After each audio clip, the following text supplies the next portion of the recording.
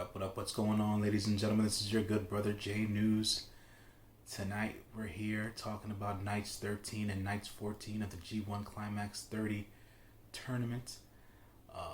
Saturday, October 10th was night 13. Sunday, October 11th was night 14. We're going to start with night 13, which took place in Osaka, the Osaka Prefectural Gym, Edion Arena. Attendance was 2,369 there to watch the show live. Match number one, as per the usual, Young Lion action. We had Yoda Tsuji versus Yumamora. This match started off, which I can say it had us, let me not speak for people, let me speak for myself.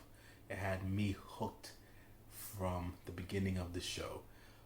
This match was a good, I'm not going to say back and forth because it wasn't a back and forth, but it was a showing of Yuya Yumamora finally having more of an aggressive streak within his wrestling style. So Young Lions, Yoda Tsuji, and Yuya Yumamora went one-on-one. Here, 9 minutes and 3 seconds. Yuya Yumamora dominated the match. The majority of the match, Yuya Yumamora was working over, I believe it was the right arm of Yoda Tsuji. Plenty of different submission maneuvers and strikes to that right shoulder and arm area of Yoda Tsuji. Yumamora was just picking him apart, old school style, driving that story home. At one point, Yoda Tsuji did make an offensive flurry with a rolling senton into his splash. I think that was like about 6 or 7 minutes into the match, but to no avail because Yuya Yumamora was able to hit him with a variation of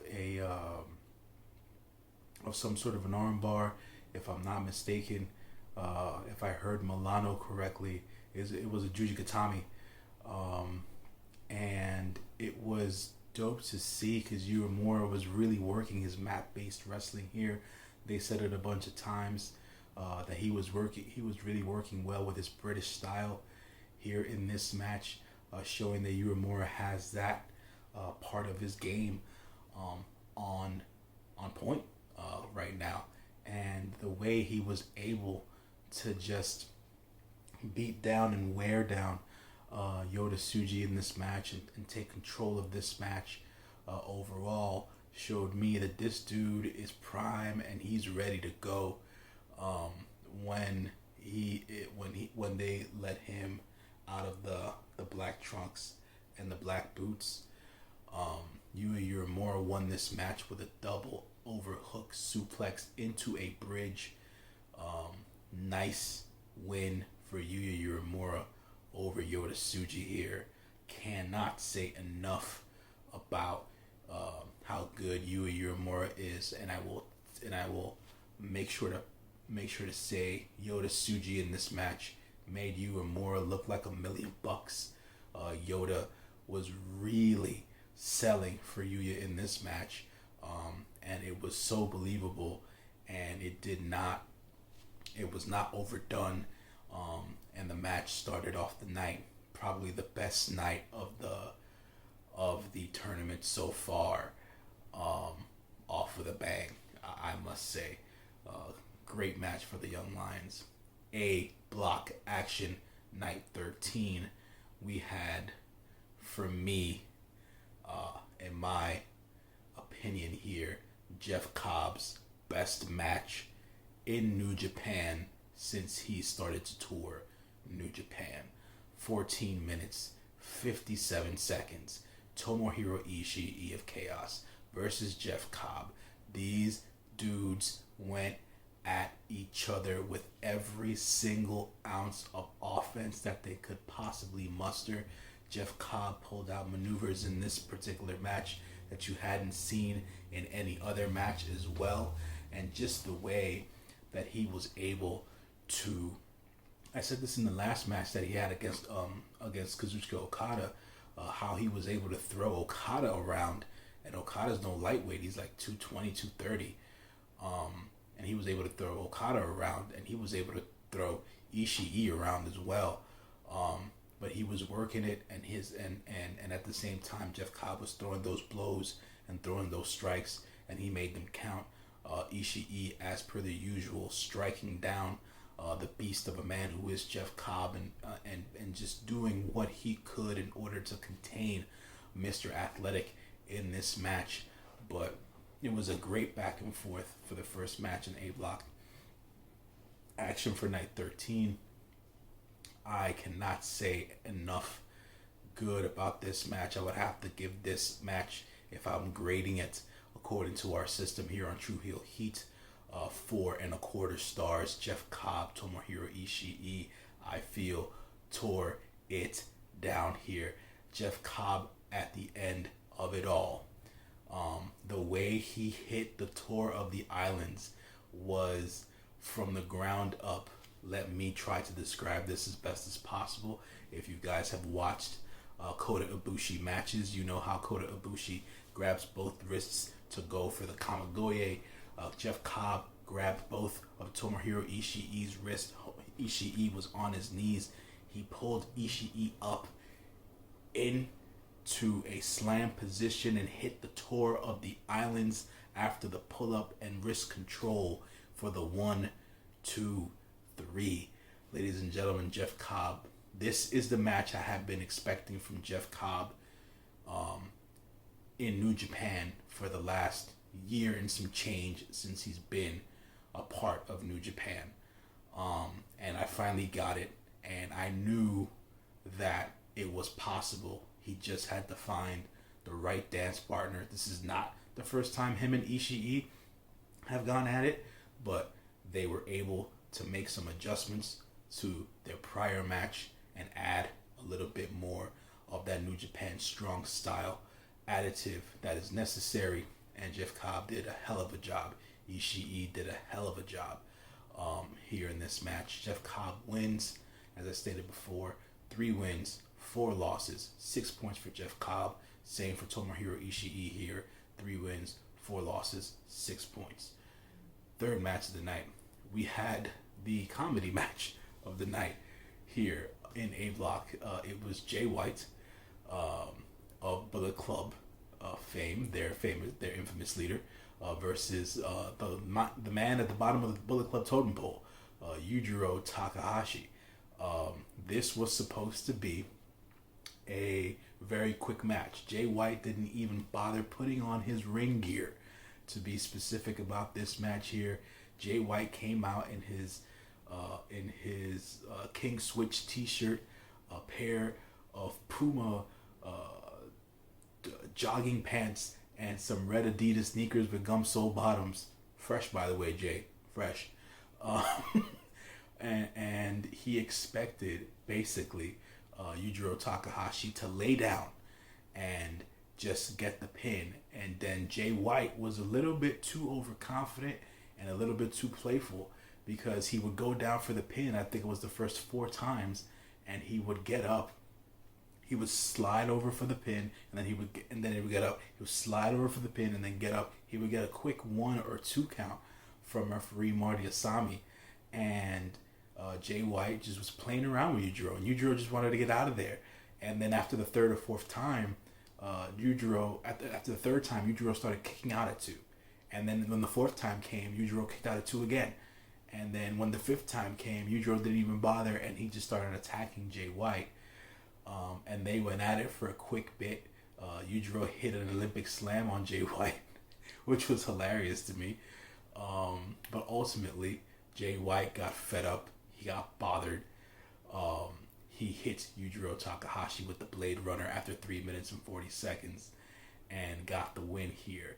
After the win, after the bell rung, Jay White was bitching, moaning, and complaining to Goto. Goto said he had nothing to do with what was going on. He thought that Takahashi knew what the plan was. This was, in essence, if you understand, and if you've been watching wrestling long enough, you understand the reference to the finger poke of doom. This was supposed to be that sort of a match, but it didn't go down that way. And Jay White bitched, moaned, and complained to Goto, and Jay White walked off and stormed off and left Goto in the ring with Yujiro Takahashi. 5 wins, 2 points. 5 wins, 2 losses, 10 points for Jay White on the win. 0 wins, 7 losses, no points for Yujiro Takahashi. Fourth match of the night. I was looking forward to this match being my favorite match of the night, but it wasn't. Yet again, Will Ospreay doing the damn thing in this match against Taichi. Taichi not letting up. 16 minutes and 26 seconds worth of a match here. Good back and forth between Will Ospreay and Taichi. The way they started the match was a little tongue in cheek. I would say with Taichi always having to leave the ring under the ropes, and then I think after the first 2.5 to 3 minutes, that's when they started to get the action rolling in this match. Good back and forth, no real domination by any single competitor here. Essentially, I think a good 3/4 of the way into the match is when you really started to get that emotional pull into the match between Ospreay and Taichi, where they were really starting to lay it into one another. And I honestly thought that Taichi had a chance to win this match with the way that it was looking after the 9 to 10 minute mark in the match. But Will Ospreay was able to get his bearings and do his thing. Me seeing the Cheeky Nando's kick for the first time throughout the entire tournament in this match was cool, because that's the patented Will Ospreay move. Will Ospreay and Marty Scurll, and I haven't seen Marty wrestling forever now. So it was cool to see that. Taichi did his usual bits, using the bell hammer to choke out Will Ospreay at the beginning of the match, hit him in the back of the head. Even at one point, Taichi, not that he hit Will Ospreay with the hidden blade maneuver, but he did hit him in the back of the head with a straight shot lariat while Will was had his back turned to him, and he was kneeling on the mat. But it was a good action. Will Ospreay ultimately won with the Storm Breaker on Taichi after several reversals. 5 wins, 2 losses, 10 points for Will Ospreay, 3 wins, 4 losses, 6 points for Taichi after this match was over. 5th match of the night. Okay, so we all know Minoru Suzuki is a true heel heat favorite. Kota Ibushi is one of my personal favorites. This match I was looking forward to just to see if we would see Ibushi fight Suzuki's kind of match, or would we see Suzuki fight Ibushi's kind of match. And it went hand in hand for half and half of the match. Ibushi fought Suzuki's match, and then Suzuki fought Ibushi's match. Styles, and to be more clear about that. And it was super dope to see. It was a great match to watch and feel, because the hits, the kicks, the strikes, man, these guys don't let up at all. The beginning of the match was a little interesting. I say the first minute and a half, where Minoru Suzuki decided to come out of the gate fighting or challenging Ibushi more or less to a Muay Thai standoff, in a sense. Kicks, knees, high end directional strikes and stuff like that, or whatever the case is. I thought that was interesting. I know Minoru Suzuki is very well versed in different styles of martial arts and stuff like that, and Kota Ibushi trains in Muay Thai. So that was an interesting start to the match, I would say. And then the rest of it was just hard hitting, strong style personified. And at the end of it all, Kota Ibushi was able to hit the Kamigoye on Minoru Suzuki, which I thought Suzuki was going to kick out of. But with the trend of what's been happening with Ibushi during the tournament, Suzuki took the pin after the bell rung, and Suzuki took the pin and Ibushi won. Suzuki had this sick, sadistic smile on his face, because the sense I got is that finally the kid got it. You know, Suzuki in his head was like, finally, he was able to fight and wrestle my style of match, hit me hard enough to knock me the hell out and get the win. Now this kid gets it. Now he knows how to win a freaking match and defeat me when necessary. 5 wins, 2 losses, 10 points for Kota Ibushi. 3 wins, 4 losses, 6 points for Minoru Suzuki, the King. 6th match of the night, main event of the night, best match of the night here, ladies and gentlemen. Without question, it was a first-time match versus Kazuchika Okada and Shingo Takagi. And it delivered. Every single time Shingo Takagi is in a New Japan Pro Wrestling ring, he delivers the goods. And folks, if it wasn't for the fact that we discussed this in a earlier roundtable, comments in the comment section have mentioned that this might be a winning year for Okada at the G1, being that he hasn't won it in 6 years. If it wasn't for the fact of how they book Okada in New Japan, I feel like Shingo Takagi should have came out of this one the winner. My personal feeling. But the match was great. It was fantastic. Good back and forth. No lead and or domination by either force or either individual competitor in this match. They took each other to the freaking limit.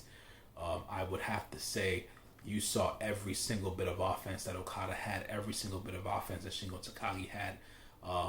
I thought that for what the match turned out to be, and this is just me fantasy booking and placing sequences in the match, I understand Okada has gone away from using the Rainmaker, but with the importance of this match, because it was their first one-on-one confrontation and how good Takagi's been over the last year, I felt that Okada should have used the Rainmaker at some point in this match to subdue Takagi, to then use the money clip to get the submission. But that didn't happen. Shingo Takagi used the Rainmaker on Okada to get him down in this match at one point, which was awesome to see, because obviously these guys study each other well. This match lasted 27 minutes and 45 seconds. Another Kazuchika Okada epic. As Okada wins this match due to referee stoppage, Shingo Takagi did not tap out to the money clip. He passed out, which is why the referee stopped the match and gave the win to Okada. 5 wins, 2 losses, 10 points for Okada after the win. 3 wins, 4 losses, 6 points for Takagi after the loss. So the leaderboard reads as follows. We have 4 different men in the A block with 10 points currently. We have Kota Ibushi, we have Kazuchika Okada, Will Ospreay, and Jay White, all with 10 points going in to the final night of A block action for night 15. Then to round it out, we have 1, 2, 3, 4, 5 different men with 6 points. Jeff Cobb with 6 points, Tomohiro Ishii with 6 points, Shingo Takagi with 6 points, Minoru Suzuki with 6 points, and Tai Chi with 6 points, and Yujiro Takahashi rounds out the barrel here with no points in the A block. So to go over to B block action. B block action was earlier tonight, October 11th, in Aichi Prefectural Gymnasium. The first match of the night, as per the usual, another young lion battle here. We had Yoda Tsuji versus Gabriel Kidd in their best of series. So I say this, we're probably gonna get another match. They are even right now, 4-4. Gabriel Kidd and Yoda Tsuji are in the dead heat. You can only get another match between Yoda Tsuji and Yuya Uemura, and then at another point it would have to be Yoda Tsuji versus Gabriel Kidd or Yuya Uemura at this point, because the previous match was Yoda on night 13 was Yoda Tsuji versus Yuya Uemura. So I would say we're probably going to see Yuya versus Yoda in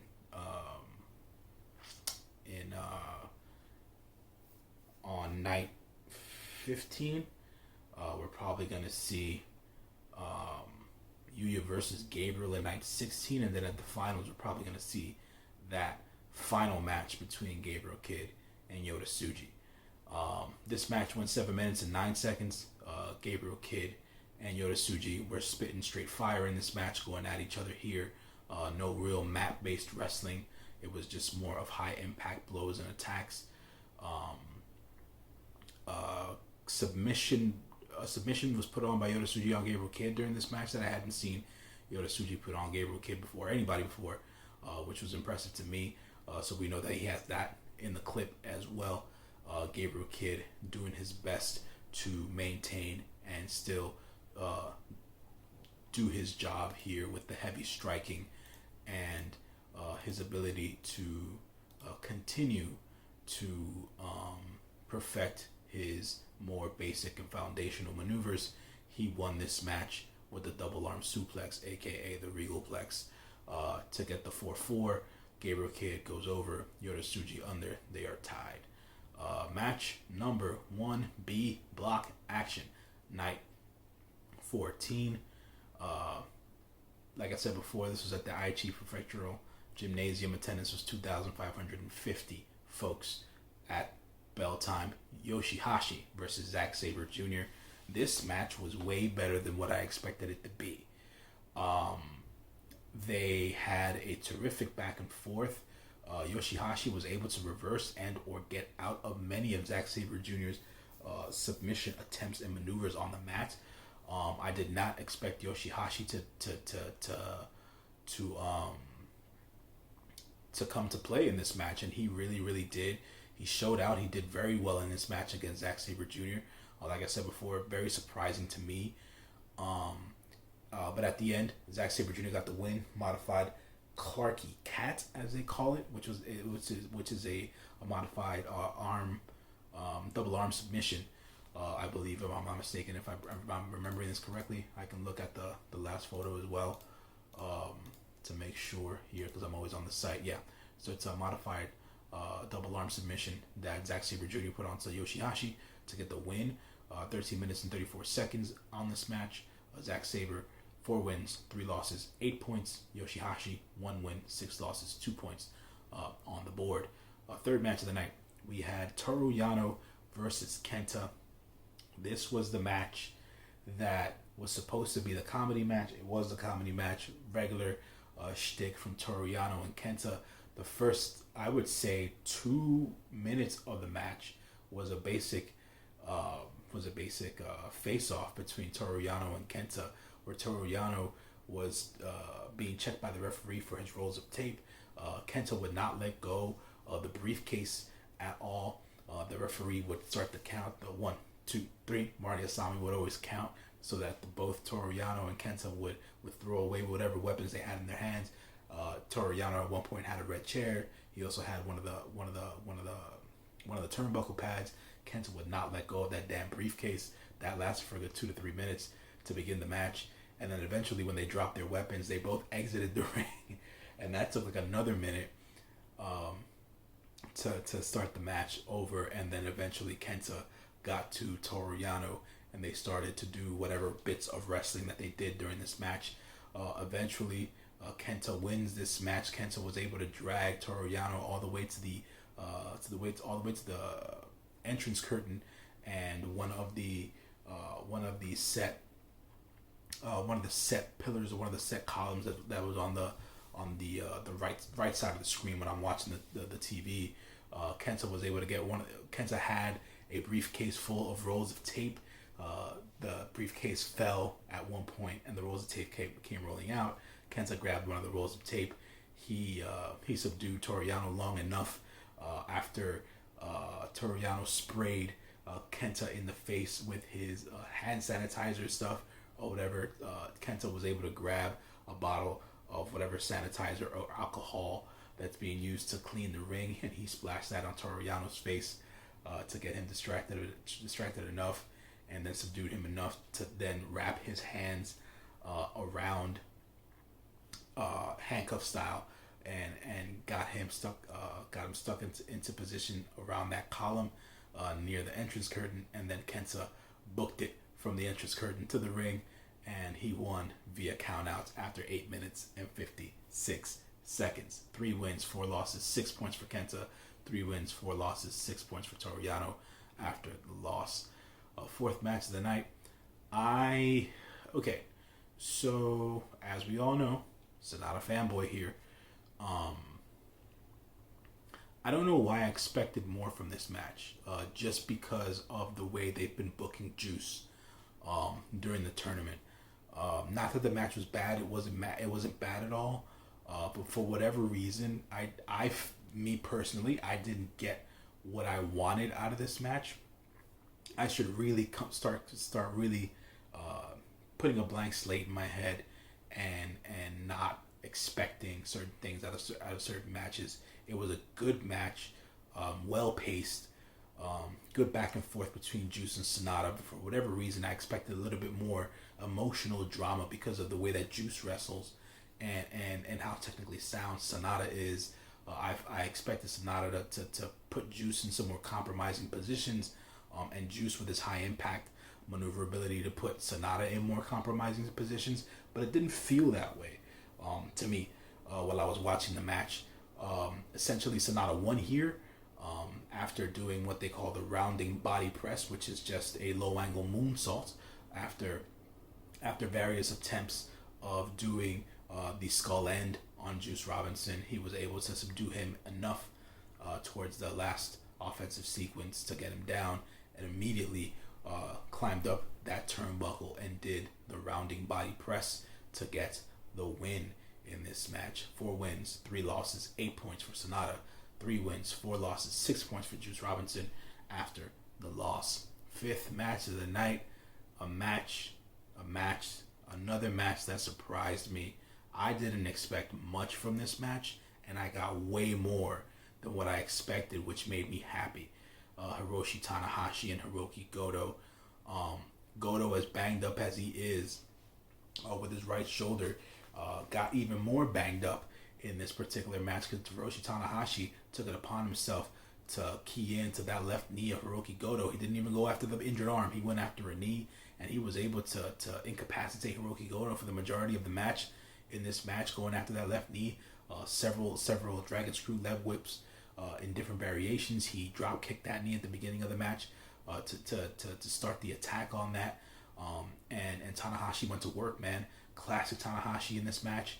But at the end of it all, Hiroki Goto was able to hook you in emotionally because you knew he was beat up. You knew there was just a slight chance that he could somehow find a way to win. But Tanahashi looked so good.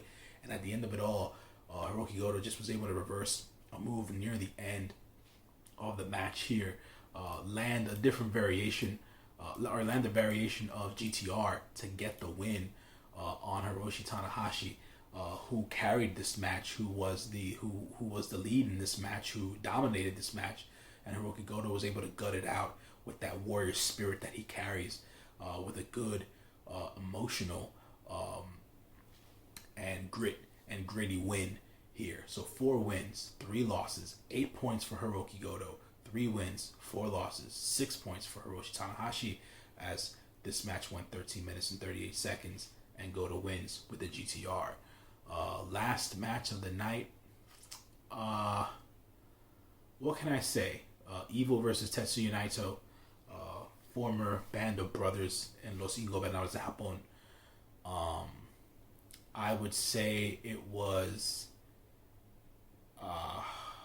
a really, really good match up until the end. I didn't understand the finish, right? Not why Evil won, but how the finish happened. Let me explain this off the bat. So Evil wins the match. 5 wins, 2 losses, 10 points for Evil.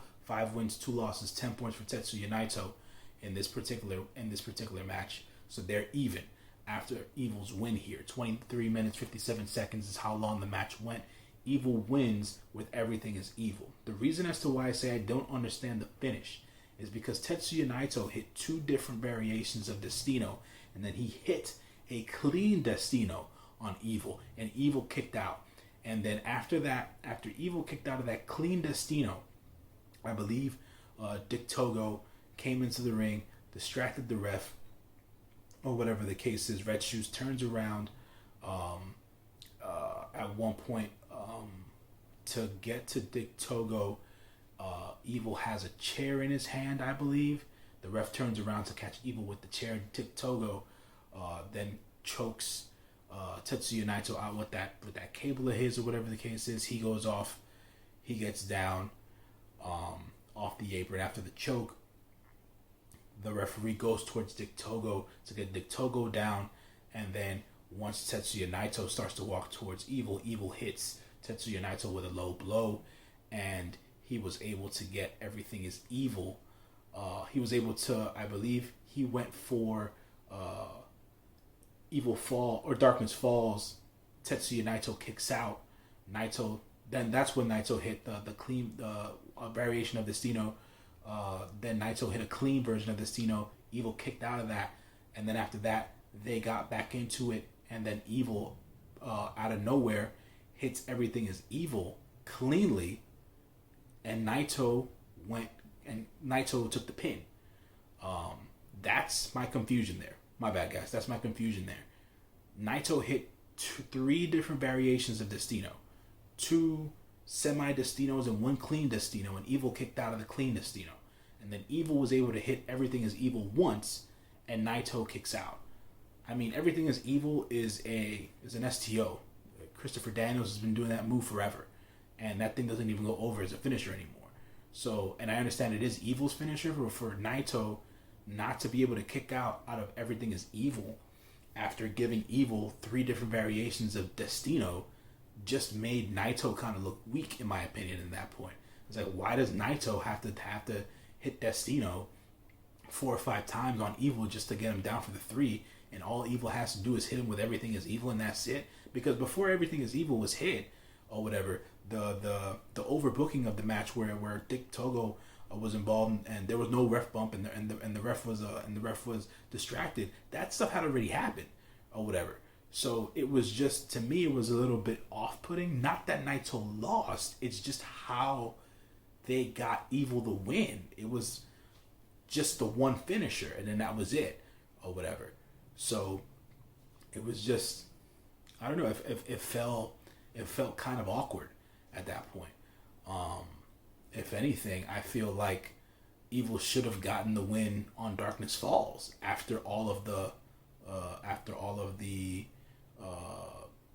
antics or whatever the case is. To have him cleanly beat Tetsuya Naito with everything is evil after everything had already happened, and Naito hit him with 3 different variations of Destino, just doesn't make much sense to me.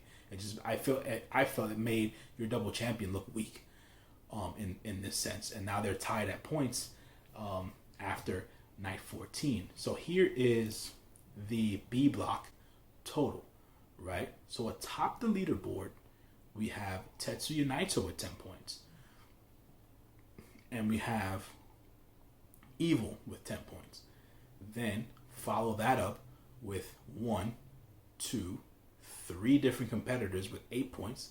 That's Hiroki Goto, that's Sonata, and that's Zack Saber Jr., right, with 8 points. And then to finish out the rest of it, we have Hiroshi Tanahashi with 6 points, Juice Robinson with 6 points, Toru Yano with 6 points, Kenta with 6 points, and then at the end of it all is Yoshihashi with 2 points. So that's the leaderboard in the B block. Night 15 A-Lock action preview, it goes as follows. We have Will Ospreay versus Jeff Cobb. We have Kota Ibushi versus Yujiro Takahashi. We have Shingo Takagi versus Tai Chi. Minoru Suzuki versus Jay White. And the main event is going to be Kazuchika Okada versus his Chaos faction brethren, Tomohiro Ishii. And that's going to be at the Hamamatsu Arena. And then night 16, which is B block action, is going to be Yoshihashi versus Kenta to start, Juice Robinson versus Zack Saber Jr., Toru Yano versus Tetsuya Naito, Hiroki Goto versus Evil, and then Hiroshi Tanahashi versus Sonata, right? And that is going to be the first ever event at the Yokohama Budokan. It's going to be the last block action before the final weekend. Because this is going to take place on, if I'm not mistaken, let me get the dates correct here. It's going to take place on the 13th and the 14th. Then on the 16th, we're going to get a show. That's going to be the A block finals. Then the 17th is going to get a show, which is going to be the B block finals. And then the 18th is going to be A block winner versus B block winner, G1 Climax final, and whatever other matches they want to put together there. So that's it, folks. Those were nights 13 and 14 for the G1 Climax 30 tournament. As always, thank you for watching and staying tuned to all your New Japan news here at the True Heel Heat YouTube channel with your good brother Jay News. You'll catch me during the week. We'll be back for nights 15 and 16 sometime during the week. As always, remember to like, share, comment, and subscribe to the True Heel Heat YouTube channel. Be good to one another. Take care of yourselves. And stay safe out there, y'all. Stay wrestling fans. I'm about this one. Peace.